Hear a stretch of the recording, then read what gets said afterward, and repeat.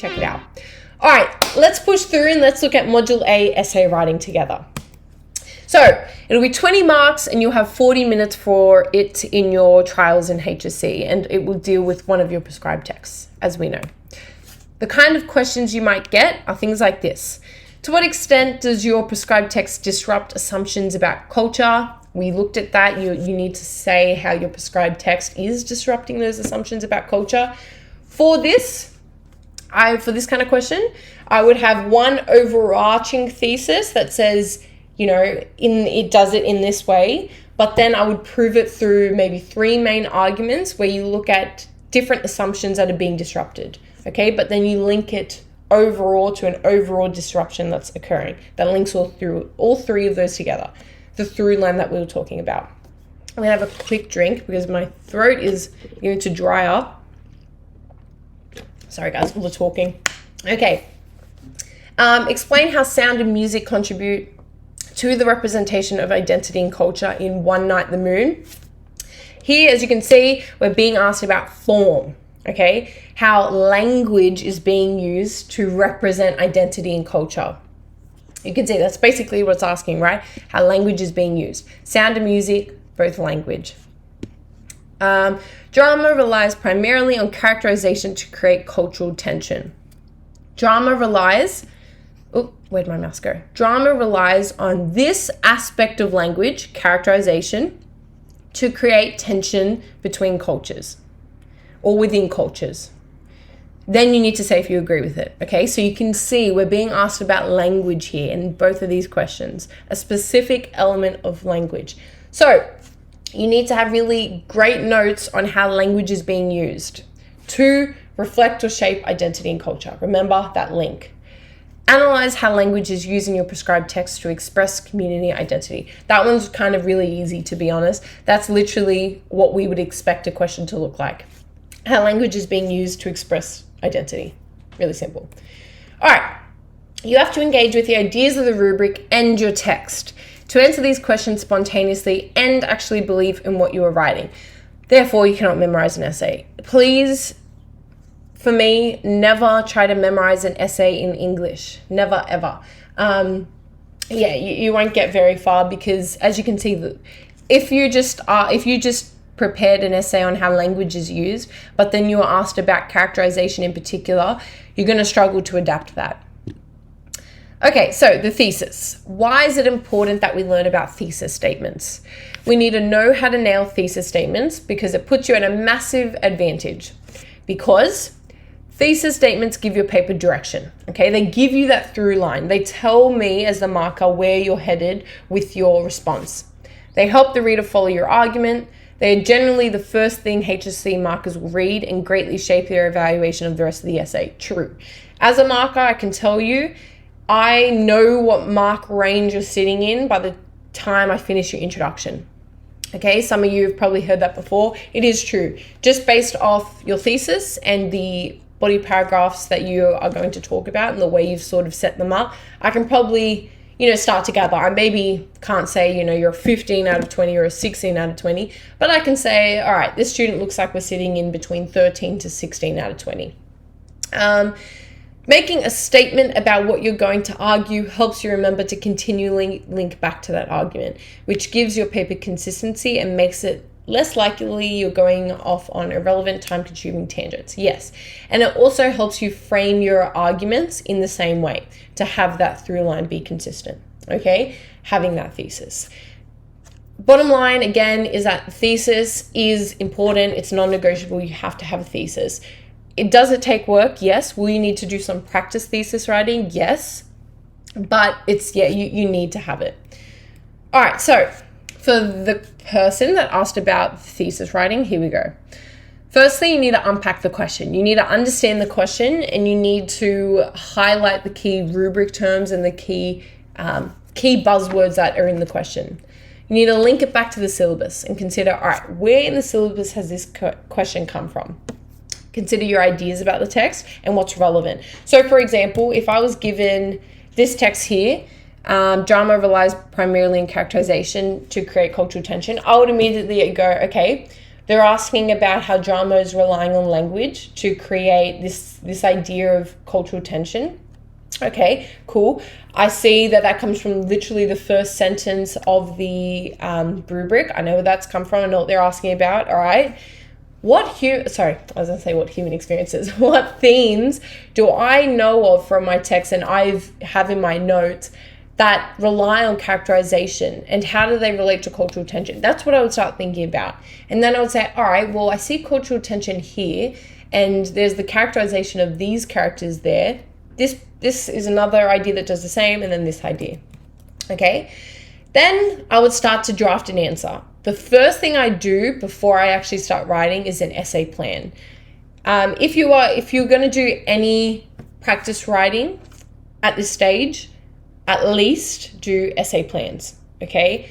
Essay plans, if you don't know what it is, basically you get a question, you write a thesis to it, and then you just jot down your 3 main body paragraphs, or 4, because I know some people like to do 4 body paragraphs, your 3 or 4 main body paragraphs that you would use to prove that thesis and what they'd be about. And then under each, you start to build it up and write your concept statement for each. And then your pieces of evidence for each, and the techniques that you would analyze, and the audience effect. And then the ultimate overall audience effect that you're going to be talking about in each body paragraph, okay?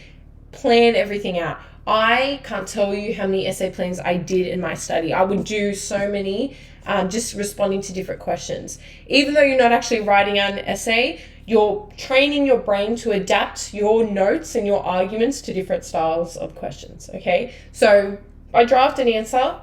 I don't necessarily mean, write out essays. I mean, write some essay plans. Check its effectiveness by mapping out the rest of the essay. Yeah, so that's that essay plan that I was talking about. All right, so your thesis is ultimately a response to the question. All right, so you need to first understand the question. What is it asking you to do? Get out those highlighters and highlight the key terms, what we spoke about. This will also breeze through because this we also spoke about. When you consider the syllabus, you need to think about which ideas from the syllabus are indicated by the question.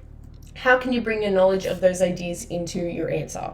This step is important because your thesis should be in tune with what the examiners have asked you to study. The syllabus will give you key terms and ideas that you should include in your thesis statement. If you have too many ideas about the text, the syllabus can help you streamline those ideas, or if you don't have enough ideas, the syllabus might inspire you. We'll skip this one. This is literally what do I have already that's relevant to what the question's asking. And then everything I said about writing an essay plan. All right, so let's imagine that we got this question. In what ways does your prescribed text offer new insights into the anomalies in human behavior and motivations? I would maybe screenshot this or jot this down for your own practice. So, in what ways? A method. Ways means a method, style, or manner of doing things. New insights, new ways of understanding something, original ideas, and ideas that diverge from the dominant discourse. So, the dominant discourse being a common belief or common value. New insights are obviously something that's challenging it or diverging and going away from it. Into the anomalies, something that deviates from what is standard, normal, or accepted in human behavior and motivations. We remember this from the common module. This is talking about how humans act and why they act like that. Okay, so in a slightly reversed order, to answer this question, we'll need to make judgments about what anomalies in human behavior and motivations are present in the text. So what are these anomalies? In what method, style, or manner are they represented? What is new about the understanding of anomalies in human behavior and motivation in the text? Okay, we can recognize, that phrase from our old syllabus. Okay, we'll skip that one. I don't know what that meant. Okay, consider your ideas about the text. For the purpose of the exercise, we'll use the crucible. What anomalies in human behavior and motivations are present in the text? Okay, so even though not everyone's studying the crucible, let's imagine that we got this question, okay? And let's just imagine for 1 second we're doing the crucible. Even if, because it does look like a human experience question, this is more so about constructing a thesis anyway. So human experience mod A, nonetheless, it's still the same kind of idea that we're going about here. we're trying to find some ideas about the text. If we're studying the Crucible, an idea we could have is basically all of the characters at times behave in ways that are counterintuitive or go against their own beliefs and best interests, which deviates from the standard or acceptable view that there is a logical cause and effect between motivation and behavior. Okay, how is this represented? Because my focus is on characters, the main way this insight is offered will be characterization or character arcs. Okay, the way my characters develop. That's how I see them deviate from their own beliefs and best interests. Okay, so I'm following that thesis kind of step by step that I said. Draft and answer. I've started to draft my thesis statement. Through characterization and character arcs, whereby human actions are represented as incongruous to their goals, Arthur Miller's 1953 drama, The Crucible, challenges assumptions about a logical cause and effect between motivation and behavior, reflecting the complexity of human experience. Okay, again, as I said, this could be a human experience question. I'm not quite sure. Looks like it could be. Nonetheless, you can still see I followed those steps. All right. Yeah. And we could say that that's effective. All right, so your thesis for Mod A should ultimately be some kind of statement about language, identity, and culture. Please remember that link, all right? You must be stating what the link is between language, culture, and identity. That, bottom line, you must do. That's how you achieve well. And then you must be proving that link by looking at different arguments. Okay, so introduction, this is literally the same sort of structure we went through for the common module. It's the really same structure, except obviously you're going to be talking about language, culture, and identity rather than human experiences and anomalies, paradoxes, and inconsistencies. So you include a thesis statement.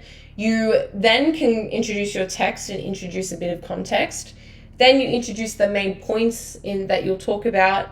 And then, I would say introduce the text before your main points that you're going to talk about. Final sentence should be audience effect. Okay, what are we learning about different cultures? How are we becoming more tolerant of these cultures? How are we becoming more tolerant of different identities? That's the sort of stuff you want to say for the audience effect. All right, for body paragraphs, 2 to 3 are fine.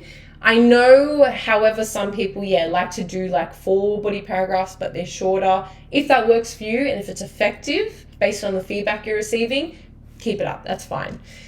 Your body paragraph should prove your thesis. Okay, I see it so commonly done that the thesis is forgotten about.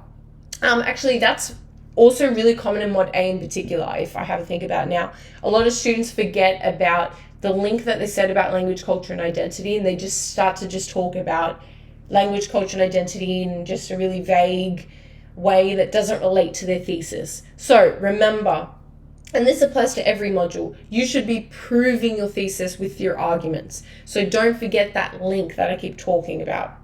Obviously, you need to have some evidence in there, and you should include, or you must include, some discussion of language, okay? Because remember, that first sentence of the rubric is, how's language being used to shape and reflect identities and culture? All right, we're not going to look at that one, but if you do want to download the slides, I would recommend downloading the slides. Here is an exemplar to look at. All right.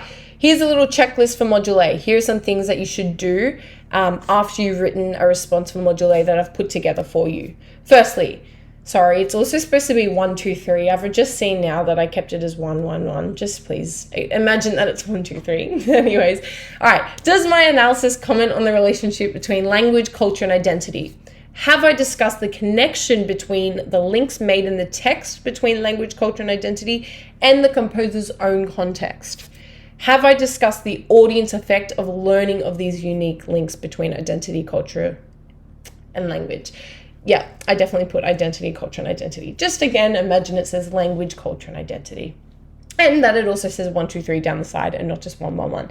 Yeah, but besides that, this is a checklist I would use if I were marking my own work, or if I had just finished an essay plan or any kind of practice writing and I wanted to give myself some feedback before I get it from others.